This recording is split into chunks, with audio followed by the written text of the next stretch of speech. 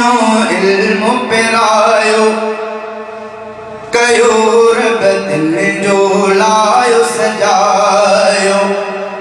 इल्म जे सोने ज़ेवर सां जिन न्याणियुनि पाण सवारियो कयो रब दिल जो लायो सजायो मुस्लिम सहीह बुखारी तफसीर पढ़ूं कुरानी तिरमिज़ी हिदायत जहिड़ा इल्म सिखियूं नूरानी नहवी इल्म न्याणियुनि खे असातिज़ा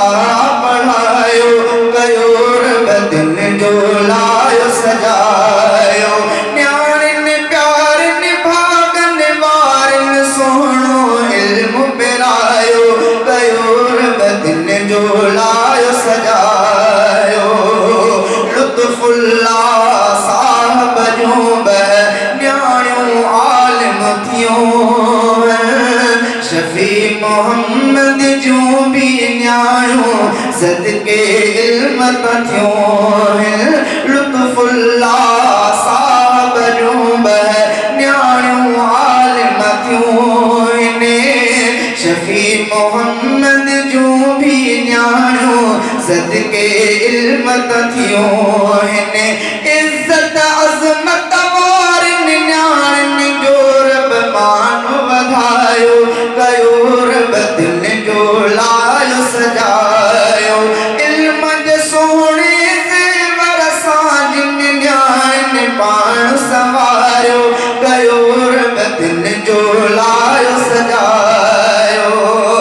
हाजी रफ़ीक जी न्याणी हिकिड़ी रुतबनि वारी थी वई साईं नजीब जी न्याणी प्यारी इल्म सिखी अॾिजी वई भाउ सलाहुद्दीन जी न्याणी इल्म सिखी अॾिजी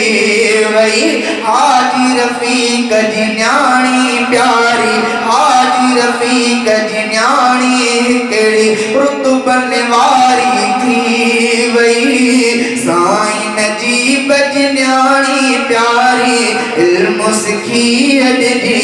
वई भाउ सलाहुद्दीन जी न्याणी इल्म सिखी अॾिजी वई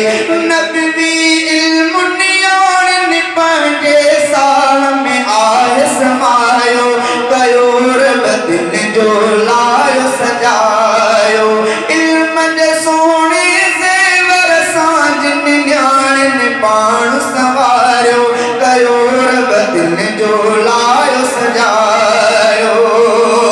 अब्दु सत्तार महर जी न्याणी थी वई आसो भारी साईं अब्दुल गफूर जी न्याणी इल्म जी कई अपना अब्दु सत्तार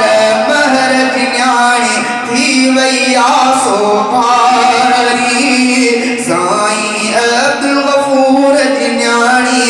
इल्म जी कई अपनाणी सर्दी गर्मी सिरत सही दिन आए खूब निभायो कयो रब दिन जो लायो सजायो इल्म जे सोने ज़ेवर सां जिन न्याणियुनि पाण सवारियो कयो रब दिन जो लायो सजायो इसरार अहमद जूं भी न्याणियूं हितड़ पढ़ियूं न्याणियूं भागनि वारियूं ॿार ख़ैर सां आलिम थियूं इसरार अहमद जूं भी न्याणियूं इसरार अहमद जूं भी न्याणियूं हितड़े हाणे पढ़ियूं न्याणियूं भागनि वारियूं ॿार ख़ैर सां आलिम थियूं